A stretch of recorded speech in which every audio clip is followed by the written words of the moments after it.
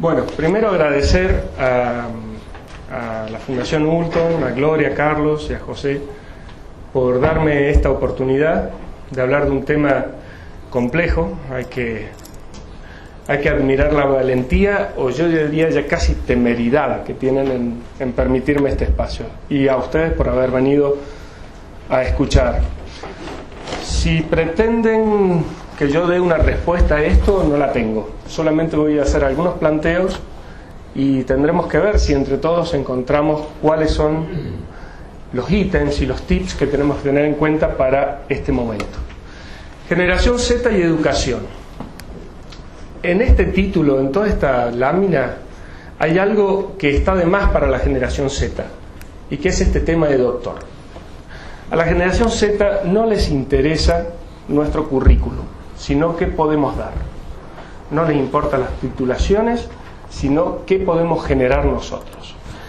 Y para hablar un poquito acerca de qué son la generación Z y cuáles son las generaciones para que nos ubiquemos en contexto, hay algunas diferencias de algunos autores, pero vamos a hacer algo bastante general.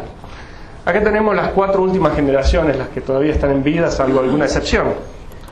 Tenemos la generación que se llama Baby Boomers, que son los abuelos, la generación X, a la cual pertenezco, del 60 al 80, la generación Y o Millennials, que es del 80 al 95, y la generación Z, que es del 95 hasta, puse entre signo de pregunta hoy, porque hay quienes dicen que después del 2005 está la generación Alfa, o le dicen Google. Hay otros que dicen que se divide en Z1, Z2. No tiene mayor importancia para lo que vamos a hablar. Sí me gustaría dar una característica de cada uno, hay miles, pero como para que tengamos alguna referencia con ejemplos que daré a continuación. Los Baby Boomers es de tecnología mecánica, electrónica, digital, virtual. Y vamos a ir viendo un poco de qué se trata esto. Veamos unos juguetes. Autito de Baby Boomer, absolutamente mecánico. Podría darse un poco más moderno, pero así era el concepto. Acá tenemos los generación X ya con el cablecito para ir con control remoto muy rústico. Luego la generación Y o Millennial, ya más digital, con un radiocontrol. Y finalmente los Z, que ya no ruedan, sino que vuelan, y que utilizan como interfaz el smartphone. El smartphone se transforma en una cosa muy importante y le vamos a ir viendo a lo largo de la charla. Vamos a ver ahora la música. Una Spica. ¿Cómo habrá sido importante este equipo que tenía una funda de cuero? Miren lo trascendente que era. Bueno, en esta Spica uno tenía que escuchar lo que las 3, 4 emisoras querían decir y nada más. Algo mecánico con algo electrónico. Luego los X, tuvimos los Walkman y los Discman, seguían teniendo un componente mecánico, pero al menos podíamos elegir qué escuchar.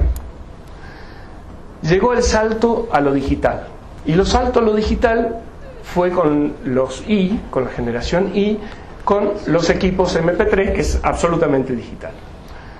Seguían teniendo cierta capacidad para escuchar música de lo que tenían grabado. Como no podía ser de otra forma, los Z llegan con el smartphone, que no solo tienen música grabada, sino que tienen acceso por las redes o por sistemas como distintos sistemas de audio, desde YouTube hasta ¿cómo se llama este que es más conocido? Spotify, de poder escuchar la música que se les ocurra de cualquier lugar del mundo. Otro ejemplo, los teléfonos. Nosotros, los X, también lo vivimos, pero principalmente los Baby Boomers.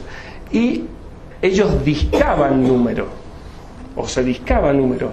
Ya le decimos a un chico que sea joven que disque y no sabe de qué está hablando. El teléfono, por supuesto, tenía solo una mínima función, que era discar. Nosotros, los X, pudimos empezar a disfrutar del inalámbrico, que tenía otras funciones como el radial, volver a llamar, guardar en agenda, una serie de beneficios extras. La aparición del teléfono celular fue un quiebre muy importante, y la generación Y, con el famoso Nokia 1100 como nave insignia, fue el primero en disfrutar en forma masiva de estos equipos. Finalmente llegan los Zetas con el smartphone, nuevamente. Y vamos a cómo se escribía. La Olivetti, ¿quién no aprendió a mecanografiar en estas máquinas? Que había que hacer ejercicios para fortalecer los músculos de los dedos. ¿Qué contras tenía? Primero, uno no se podía equivocar. Cada error era un problema. El número de copias, 2, 3 y no más de eso. Y no podíamos guardar el original o el borrador. Luego de ello apareció para nosotros, nuestro beneplácito, la generación X, las máquinas electrónicas. No había que hacer tanta fuerza, no era mecánica como la otra. Se podía borrar, pero teníamos el límite de guardar el original y de la cantidad de copias. Finalmente la generación Y tuvo la aparición de la impresora. Acá cambió mucho. Se podía guardar el original, se corregía el formato, todo lo que uno quería y hacía el número de copias que quería.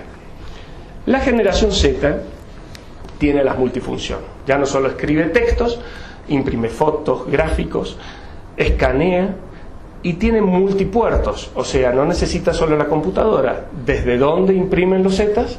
Desde sus smartphones. Cuando vemos ahora tenemos un montón de cosas que hacen con un solo equipo, mientras nosotros necesitábamos una batería de cosas para hacer. Todo lo hacen desde su smartphone. Agregué una diapositiva más, que es lo último que hay en impresoras, que están saliendo ahora para el hogar, que son las impresoras 3D. Y la puse solamente para mostrar el salto. Yo aprendí a escribir en esto hace 32 años y ahora estamos en esto. Solamente 32 años. Me parece algo realmente increíble. Entonces, como dijimos, lo único que falta que los generación Z tenga implantados en sus brazos, no es esto tal cual porque este es un dispositivo que proyecta, pero como si tuviesen implantado en sus brazos un celular y se hayan transformado verdaderamente en cyborgs. Aparte de lo tecnológico, ¿qué otras cosas hubieron de cambio? Ahí. A ver, ¿mejor ahí? Perfecto. La parte del contexto mundial, o qué sucedía en el mundo. Para los baby boomers, una cosa que fue muy importante fue la Segunda Guerra Mundial, el fin de la Segunda Guerra Mundial. Por eso se llaman baby boomers, porque después de la Segunda Guerra Mundial hubo una eclosión de nacimientos y de ahí viene el boom de los nacimientos. ¿Qué pasó? Estas batallas se libraron en Europa. Fue con una connotación ideológica de totalitarismos de derecha e izquierda, y hubo como que se apiñaron Occidente por defenderse de estas cosas. Esto durante la generación X se mudó de Europa, por lo menos la parte violenta, hacia Asia, Corea, Afganistán, Vietnam, mientras que en Europa la guerra, el comunismo descubrió que no podía ganarla con batalla, entonces la libró en las ideas a través del Mayo francés, convirtiéndose en el posmodernismo, que es una adaptación de ello. La generación Y vio mudar los campos de batalla a Medio Oriente, ya no contra una ideología, sino contra autoritarismos personalistas, otro tipo distinto de forma. De todos modos, en el campo ideológico fue profundizándose en la zona cultural ya lo que era el Mayo francés, y que va a terminar en la educación más adelante. Y así sucede con la generación Z, que vuelve a ver a la violencia y a la guerra volver a Occidente, en la figura del terrorismo. Entonces, cuando ya habíamos visto que se había ido y había dado la vuelta por el mundo, vuelve a Occidente. ¿Qué otra cosa también hay de cambio en la generación Z con respecto a las anteriores? La familia. La familia, ahora ambos padres trabajan. Desde hace un tiempo ambos padres trabajan. ¿Y eso qué implica? Implica que no haya un padre en la casa con el hijo continuamente, que no haya un filtro dentro del hogar que contenga y que guíe a los hijos durante todo el día, que antes sí sucedía. Otro hecho que sucede ahora con frecuencia son los divorcios. Los divorcios profundizan más todavía este tema de los padres que no están, porque hay uno que directamente no está en la casa. Entonces esta ausencia de padre aumenta, o de madre, aumenta exponencialmente. Luego de las familias divorciadas están las familias atípicas, ¿Qué pasa? El chico está acostumbrado a papá y mamá, se separan, viene un papá o una mamá nueva, que por ahí están un tiempo y se separa y viene otro, o es un papá que se junta con otro papá, o una mamá que se junta con otra mamá, y verdaderamente eso produce una estructura familiar que no es la que hemos tenido durante milenios.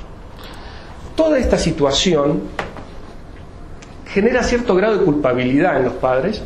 Entonces los padres, sumado a las ideas del posmodernismo y la falta de autoridad del posmodernismo, quieren ser amigos de los hijos, quieren consagrarse con ellos, y entonces congraciarse, no me salí. Querían congraciarse y ya se vuelven en amigos, entonces son huérfanos los chicos, no tienen padres. Y de ahí viene, por ejemplo, pensemos, en la época de los baby boomers, a los padres se les decía padre. En los X le decíamos papá. Los Y, pa. Y ahora, del nombre pila, Jorgito, no le dicen ni padre, ni pa, ni nada de eso, porque se han transformado en amigos. Y eso hace que no haya autoridad. Si a esto le sumamos que la generación Z, como nunca sucedió en la historia, con la Y también, pero de la X para atrás, digamos, los menores no tenían que enseñarle a los mayores. No teníamos nada para enseñarle, aprendíamos de ellos, de nuestros jefes, nuestros maestros, nuestros padres. Hoy, los Z le enseñan a los padres, a los jefes, de cosas que no saben, como manejos de redes, como el manejo de la computadora, de un smartphone, o lo que sea. Entonces hay como cierto sentimiento de que están más equiparados a lo que era antes la relación, que era absolutamente vertical. Todas estas cosas nos dan un contexto, el contexto de los Zetas. Primero, estamos, como dijimos, en una era digital. La conectividad. Hay como nunca la posibilidad de estar conectado con muchas personas en muchos lugares del mundo, que desemboca en la llamada globalización. A mí me gusta imaginar a Internet como la quinta dimensión. Está el largo, ancho, alto, tiempo e Internet que barrió con todo eso. Ya no existe más eso. Uno se conecta y está hablando con personas de cualquier otro lado del mundo sin inconvenientes. A mí me ha pasado personalmente, voy a presentar el libro la semana que viene en Santa Fe, y todos los que han conseguido el salón, el periodista que me va a presentar, la radio, todo, no los conozco. Ha sido todo a través de Internet. Esa riqueza, esa posibilidad es increíble. El libro anterior, La rebelión de los mansos, me hizo el prólogo Gloria Álvarez, a quien no conocía, desde Guatemala, y la presentación la hicimos vía Skype en Buenos Aires. Eso es una riqueza increíble, que incluso creo que la generación X tenemos más, si la logramos a captar a esas posibilidades técnicas, tenemos mayores posibilidades que los Z, porque tenemos otros recursos que no tienen ellos. Luego el posmodernismo que hablamos, en donde el posmodernismo dice que la realidad no existe, que la verdad no existe, que la autoridad no existe, que los valores tradicionales no existen, y eso repercute en la formación de los chicos, y lo vamos a ver más adelante. La familia disfuncional, que ya hablamos de las familias atípicas y cómo funcionan sin tener una contención, y la falta de contención social. Y esta contención social es la contención que teníamos la generación X para atrás, en la escuela, con los vecinos, con la iglesia, porque se iba más a la iglesia. Yo no voy, pero antes íbamos todos a la iglesia. La misma autoridad policial o política tenía un peso que hoy no la tiene. Los policías juegan al blanco, móvil, cuando están, y antes era imposible de pensar eso. Ya habiendo visto todo esto, vamos a marcar algunos tips de la GZ, y después de esto ya vamos a entrar en educación. Primero había que ver un poquito de qué se trata esta gente, porque si no las entendemos, no vamos a poder llegar. En toda comunicación está el emisor, el mensaje y el receptor. Para que el mensaje tenga efectividad, tenemos que hablar o entender el receptor, porque si hablamos en nuestro lenguaje y el receptor no entiende, no tiene sentido. Por eso es importante saber algunas cosas de ellos. Dijimos que no a los valores tradicionales. Ellos descreen de los valores tradicionales con los que hemos sido criados nosotros. respetan el conocimiento, pero no respetan las jerarquías, como lo dijimos. Por eso no son obedientes, no obedecen, no discuten permanentemente. Son pragmáticos, confían mucho en su capacidad de improvisación y en su intuición, no tanto en las cosas que estudian o preparan con anterioridad. Inmediatez y no inversión. El mismo ritmo de Internet les hace creer que todo se consigue con un clic. Lo que no piensan es que ese clic está hecho sobre una máquina que tiene una inversión, no lo hicieron ellos. Pero para llegar a existir esa máquina hubo una inversión de tiempo y de esfuerzos. Entonces creen que pueden hacer lo mismo el clic con un título, el clic con el trabajo. Entonces entran a trabajar a un lugar y a las 6 meses dicen, che, no me gusta porque ya no soy gerente, yo ya quiero ser gerente. Y no saben que hay una inversión. O va a ser una carrera y la dejan porque al año sienten que no logran nada, que todavía falta mucho. No creen en la inversión y eso es un gran problema que hay. Ese problema mismo hace que haya falta de motivación. Como no ven el resultado ya, pierden motivación muy rápido. Van a practicar fútbol y dicen, quiero practicar fútbol, y al cuarto entrenamiento dice el técnico, todavía no me pone, y todavía no sabe patear la pelota, pero él ya quiere estar adentro del equipo. Eso es lo que pasa. Lo que sí tiene muy positivo, yo creo, es el tema de que les gusta viajar. Les gusta viajar y me parece muy positivo porque tiene una referencia con lo virtual en el aspecto de lo transcultural, de poder ir a conocer otras culturas y otras cosas. Lo malo es que viaja con la plata nuestra, pero la idea y el concepto de querer conocer cosas distintas me parece más que interesante. Por otro lado, generan amigos virtuales. Nosotros nos cuesta y todavía nos falta entender porque nosotros, si no vemos cara a cara, ellos no lo necesitan. Y eso es una diferencia que tienen con con la generación anterior, que ya las voy a marcar cuando hayan 3 o 4 puntos que son distintos. Son colaborativos. Al trabajar en redes y juntarse en redes, no tienen tanta tendencia individualista como la que tenemos nosotros. La memoria externa, que es la computadora, está todo en Google. ¿Para qué me lo voy a acordar si lo busco en Google? Entonces nosotros decimos, ¿cómo es posible que no se acuerde? Y Platón estaba en contra que la gente emprendiera a leer y a escribir porque se iba a olvidar las cosas, iba a perder memoria. O sea que el problema no es nuevo. Ya Platón tenía ese miedo con los libros, nosotros también teníamos ayuda a memoria externa, son los libros.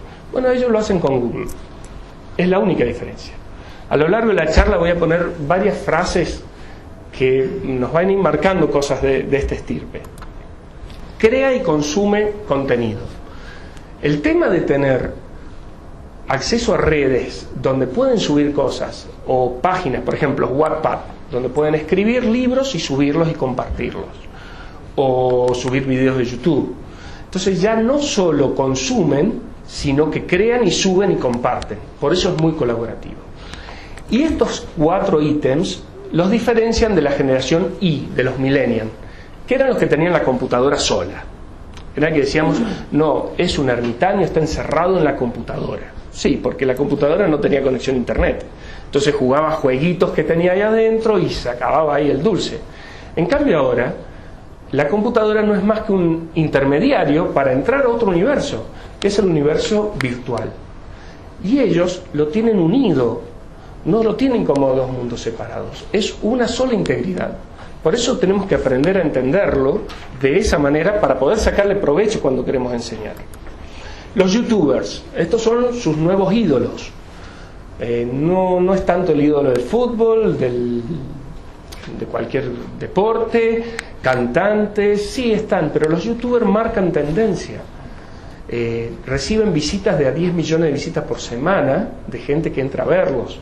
Hacen presentaciones. Si en vez de estar yo acá hubiese un youtuber, tendríamos que haber demolido como 5 paredes para allá, pues no entran.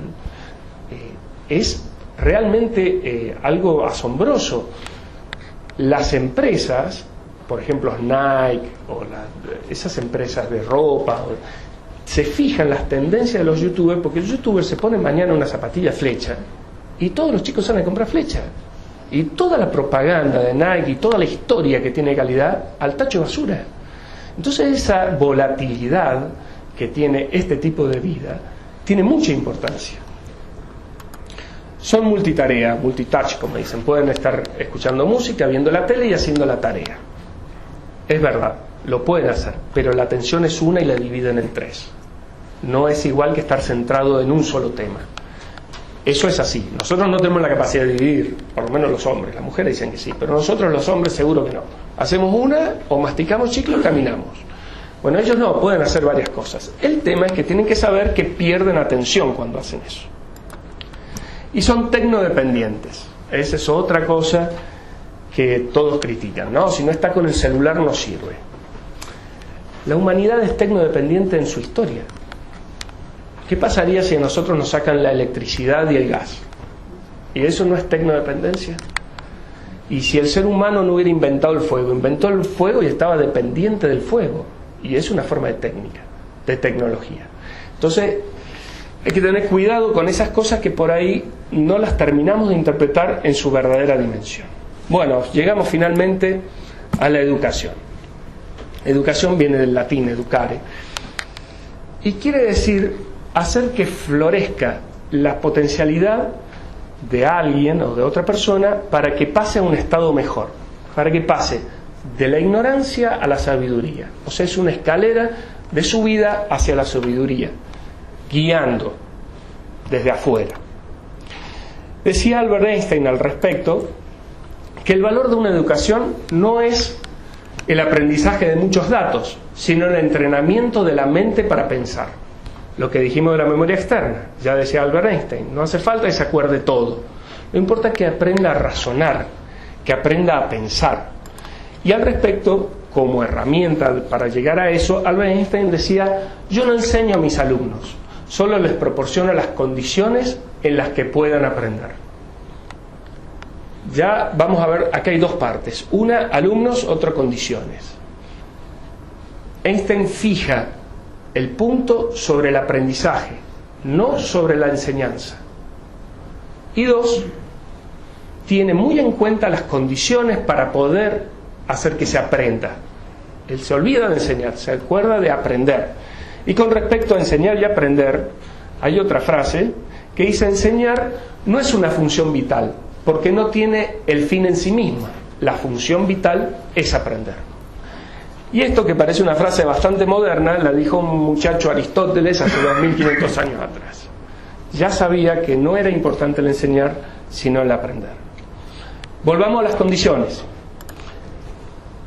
Esta es un aula que puede ser una foto de cualquiera de nuestras universidades de la actualidad. Los alumnos, el docente allá, una pantalla que seguramente será para un PowerPoint, una estructura que nos es muy familiar a los que vamos a la universidad. Me gustaría que me dijesen qué diferencia ven con esta foto. Que no hay PowerPoint. Aparte de eso, todo igual. Entonces tenemos una lámina en vez del PowerPoint, la misma estructura. Esta foto tiene 100 años. Que son 100 años más atrás, que no había fotografía, la escuela prusiana, que es lo que hemos heredado, la estructura de la escuela prusiana. ¿Cuál es el punto de esto? El punto es que usamos tecnología nueva con versión vieja, digamos, con mentalidad vieja. No le sacamos el provecho que se le puede sacar. Y vamos a ir viendo qué cosas de tecnología hay que podemos hacer que cambie la forma de educar y nos acerquemos más a cómo entienden los Zetas.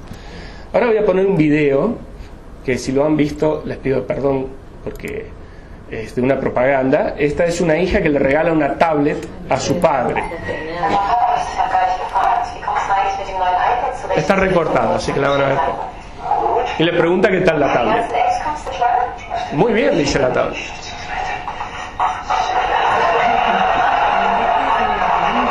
Miren la cara de la hija y del padre, porque son impagables.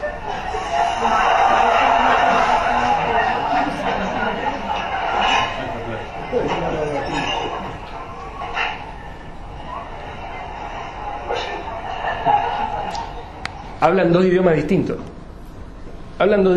El padre que dice: ¿qué hice mal? ¿Qué pasa? Y la hija como diciendo: no entendiste nada. Y eso pasa actualmente en la educación. Entonces, con todo este raconto, ¿qué cosas cambiaron? ¿Qué cambiaron? Bueno, hablamos de los cambios tecnológicos que hemos estado viendo, cambios filosóficos, la irrupción del posmodernismo con fuerza definitivamente en la educación, cambios pedagógicos, poquitos y malos. O sea, no están bien los cambios pedagógicos, porque el único cambio pedagógico que la mayoría de los docentes, no todos ven, es que son, si le hablan en el mismo lenguaje procas que los alumnos y se sientan al lado, así al mismo nivel, creen que ya están en igualdad. Se están pensando en equidad y no en cambiar la forma de hablar en cuanto a un idioma que ellos entiendan, sino en cambiar las palabras y cambiar la actitud hacia una actitud de igualdad. Somos todos iguales, y no somos todos iguales. No somos todos iguales, porque el docente, que no debe ser docente, debe ser maestro, y ya vamos a ver por qué, está en una posición distinta, igual que el padre, que no puede ser amigo del hijo. El docente no puede ser amigo del alumno. El otro cambio que es muy importante es que se pasó del por qué al para qué, o del por qué o del cómo. Nuestra educación siempre era por qué. ¿Por qué es esto así? Y ahora el Z dice, ¿y para qué quiero saber esto? Entonces, en su pragmatismo y en su deseo de tener una resolución rápida de lo que busca, quiere saber si eso le va a ser efectivo. Después verá si lo estudia. Pero primero quiere saber para qué. Vamos a ver un pequeño raconto en fotos de la evolución de la educación y de cosas que han ido modificando nuestra educación. Desde aquella educación griega de los peripatéticos que andaban paseando y hablando uno al lado de otro, pasamos al gran invento de Gutenberg. No es esta la imprenta de Gutenberg, pero es la imagen más linda que encontré, donde se pudo plasmar por escrito para que sirva para muchas personas las enseñanzas. Luego en 1600 llegó Comenius, que fue el inventor del libro de texto, o sea, descentralizar la educación, toda la información en un libro para poder dividirlo por materias y demás. Llegó este profesor de geografía que se llama Pillians, que agarró una pizarra de los hijos para explicar algo, la puso contra la pared y explicó, y así nació el pizarrón, gracias a este señor Pillians. Acá se produce un quiebre y aparece este señor que se llama Perotto de apellido, que es el que inventó las personal computers, las computadoras personales. Él hizo un quiebre entre lo digital y lo analógico. Después de este muchacho llegó Robert Taylor, que no es el actor, es otro, y es el que llevó Internet a la masificación. Internet como una herramienta, pero no como un camino, pero no como un vehículo. El vehículo lo hizo Berners-Lee, que es el creador de www. O sea, Internet es la autopista y el vehículo en el que nos subimos para poder recorrer Internet y llegar a distintos destinos es el que creó el señor Berners-Lee, www. Hasta ahora vemos que hay muchas diferencias de pensamientos. Vamos a intentar sintetizarlos acá. Docentes X, alumnos Z. Olvidémonos del docente y alumno porque es XZ la diferencia. ¿Por qué X y no Y o millennial? Porque los millennials, que son docentes, son jovencitos todavía y no están en cargos directivos, no son los que fijan pautas y los que arman los esquemas. Entonces solo respetan lo que le dicen. Entonces la diferencia entre el esquema que arman según su forma de pensar los X y la forma en que lo reciben los Z. El pensamiento de los X, lineal, una idea tras otra como una fila de patitos. El pensamiento de los Z es mosaico, piensan en distintos lugares saltando de un lugar a otro, es holístico, ven el conjunto, ven el grupo de las cosas y utilizan hipervínculos. El hipervínculo es como un camino colateral que sale de la rama principal que estamos haciendo para luego regresar. Lo voy a ir mostrando dentro de las mismas diapositivas cómo se maneja un hipervínculo o cuáles son las ideas del hipervínculo. Nosotros aprendimos con el método científico típico conductista o constructivista, más que método científico, la forma de razonar o de transmitir en la enseñanza, mientras que los Z son constructivistas conectivistas. Y acá tenemos un hipervínculo. Hago clic en eso y me voy a otra diapositiva y luego regresaré a la anterior. El conductismo, ¿qué es el conductismo? Es lo que primó hasta hace 40 años. El docente bajaba en forma vertical el conocimiento al alumno. Absolutamente vertical, y había un docente. Luego del conductismo llegó el constructivismo. El constructivismo horizontalizó la enseñanza y puso el conocimiento, el maestro como mediador y el alumno. Entonces el maestro media entre el conocimiento del alumno. Ahora es maestro. Es lo único bueno que para mí tiene el constructivismo. No, hay otra cosa más. Pero fuera de eso, ¿por qué docente y maestro? Docente quiere decir etimológicamente el que enseña, mientras que maestro quiere decir el que sabe más de un tema y por eso dirige y ordena. O sea, saca el foco de importancia del docente y lo transmite al alumno. O sea, el docente solamente está como un tutor, al costadito. Dentro de la escuela del constructivismo, esta es la otra cosa que creo que es buena, Ausubel dijo acerca del aprendizaje significativo, dice: el factor más importante que influye en el aprendizaje es que lo que el alumno ya sabe. Averígüese esto y enséñese consecuentemente. O sea, si vamos a enseñar los números del 0 al 10, si el alumno sabe hasta el 3, bueno, puedo arrancar del 3, va a ser más fácil. Ahora, si el alumno sabe el menos 10, me tengo que ir hasta el menos 10 para enseñar. Entonces tengo que ver cuál es la forma más fácil de enseñar. Aparte de Ausubel, hubo otro muchacho que también dijo algo parecido. Dice: no hay que empezar siempre por la noción primera de las cosas que se estudian, sino por aquello que puede facilitar el aprendizaje. Muy similar, ¿cierto? Bueno, vuelve a ser este muchacho Aristóteles de nuevo, que se adelantó algunos años en decir este tipo de cosas. Luego llegamos al conectivismo, que es lo que hay hoy. Hoy nos olvidamos de la estructura típica que hemos tenido hasta ahora. La otra estructura eran iguales, cambiaban el orden o los conceptos. Acá hay una estructura totalmente nueva, que es que el alumno, a través de la computadora, ordenador, smartphone, como quieran decirle, llega al conocimiento. ¿Y el maestro? Bien, gracias. ¿Dónde está el maestro? Bueno, el maestro está al costado. Y el maestro, sobre la instrucción, que es el conocimiento, debe trabajar sobre el adiestramiento con la computadora y sobre el adoctrinamiento con el alumno. Instrucción, porque acá está el conocimiento en sí que dábamos normalmente en las aulas. Computadora, adiestramiento para ser diestro en el manejo de algo. Tiene que ser diestro en el manejo de esta herramienta intermedia. Y adoctrinamiento, no como doctrina política, sino como doctrina de sabiduría, como doctrina de filosofía, de amor a la verdad. Tiene que tomar eso como doctrina de vida. Entonces el maestro tiene que tener las características que decía Tierno Galván. ¿Qué decía? La buena didáctica es aquella que deja que el pensamiento del otro no se interrumpa y que le permite, sin notarlo, ir tomando buena dirección. Ser como un tutor al lado de un árbol que va creciendo. Dejarlo crecer, pero ir guiándolo para que vaya en el camino correcto. ¿Ven? Volvemos a la diapositiva previa.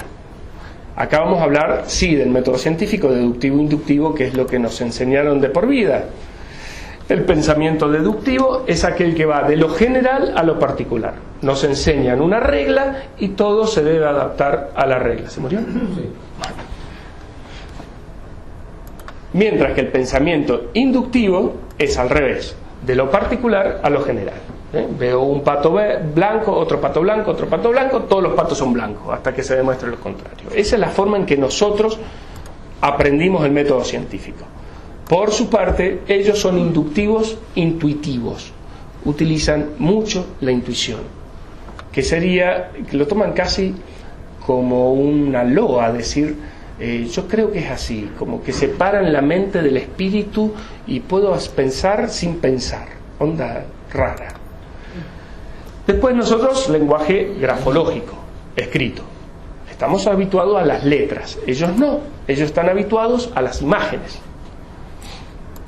gráficos. Nosotros analíticos.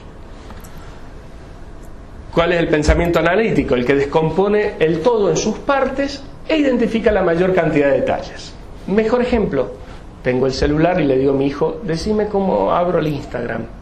Entonces él me dice, no, pará, ¿qué botón aprieto primero? Ese es nuestro pensamiento analítico. Nosotros pensamos así, ellos no. Ellos piensan sistémico y sintético. Sistémico porque las ven como un sistema, lo ven en forma total. Agarran el celular y lo entienden como una unidad, no lo desarman como nosotros. Y sintético porque son una onda de Frankenstein, digamos, ¿cierto? Agarran partes de distintos todos y arman un todo nuevo. Tienen esa capacidad que nosotros no tenemos.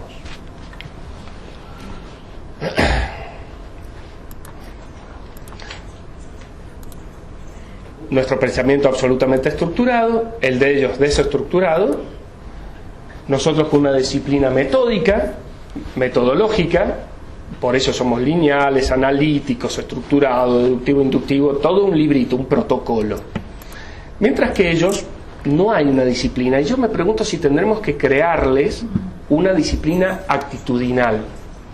Ya que tenemos tantas diferencias, en algún lado tenemos que ir encontrándonos como herramienta. Y creo que Horace Mann, que es un pedagogo norteamericano, fue muy claro al decir que el maestro que intenta enseñar sin inspirar en el alumno el deseo de aprender, está tratando de forjar un hierro frío. Ya que nosotros tenemos tanta diferencia en la forma de pensar y razonar, tenemos que intentar despertar la inquietud, y vuelvo de nuevo al adoctrinamiento, a la doctrina de la sabiduría, para despertar en ellos el interés de evolucionar y estudiar. Entonces estas dos columnas separadas tienen que juntarse en un punto en común, y ese punto en común creo que es el desarrollo de un pensamiento crítico. A eso debemos llegar. ¿Cómo llegamos a eso? Acá es donde no sé, pero tiro algunas ideas. Hablamos tres partes de la educación. La instrucción, la clase magistral, hay que borrarla.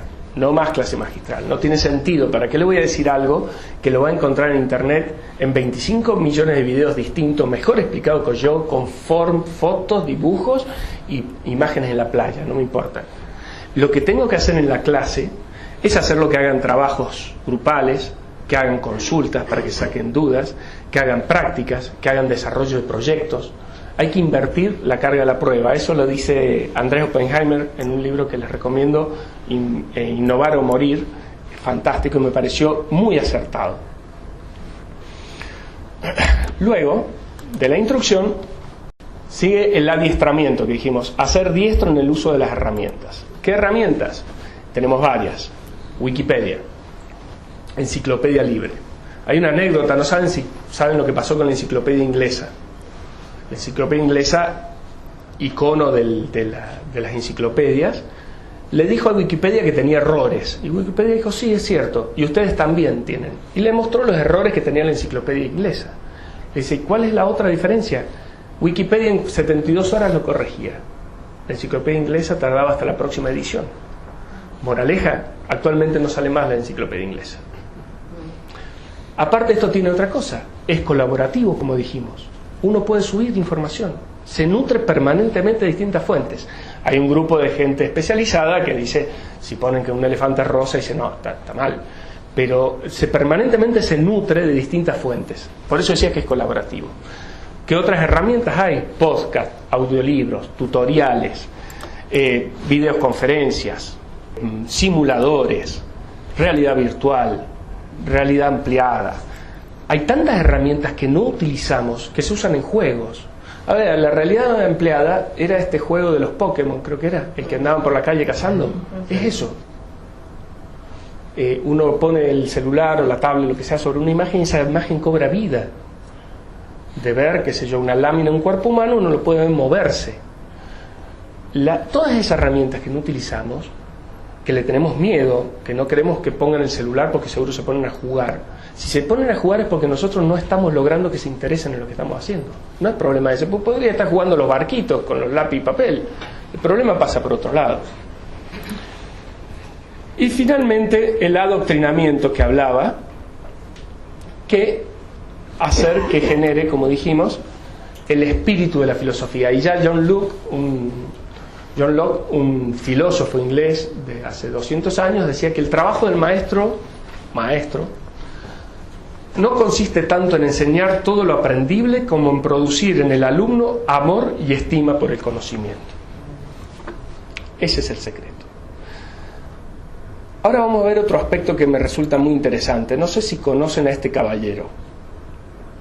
Este caballero, que ya murió, se llama Isaac Asimov, un ruso que se fue a Estados Unidos, fue profesor de bioquímica en la Universidad de Boston, escribió más de 500 libros.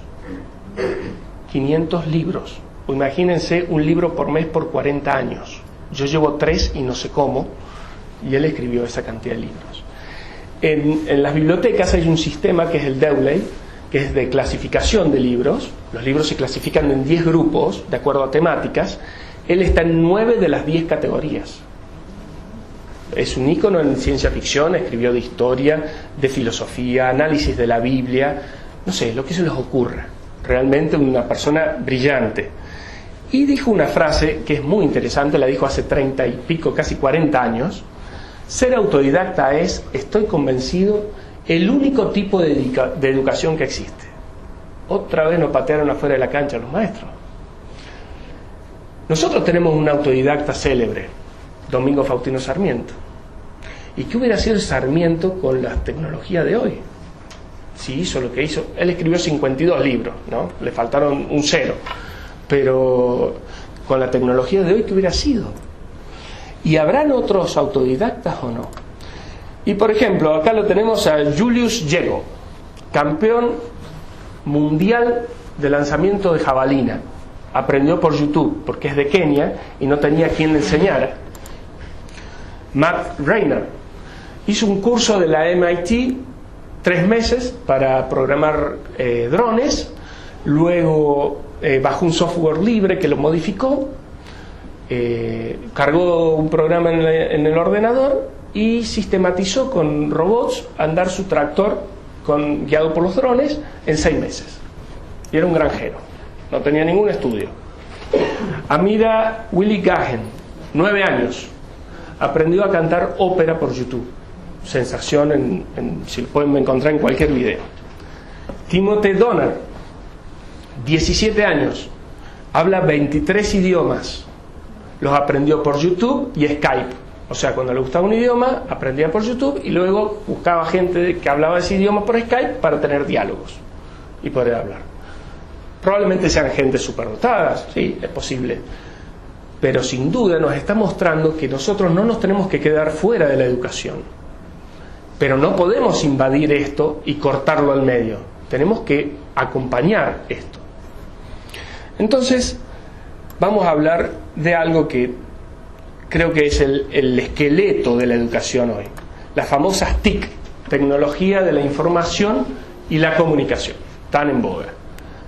En realidad las TIC existen desde que existe el papel y lápiz. O sea, ya era una TIC, ya era una tecnología. Esto sería la base de donde se debe nutrir la educación. Pero si nos quedamos ahí, nos quedamos cortos.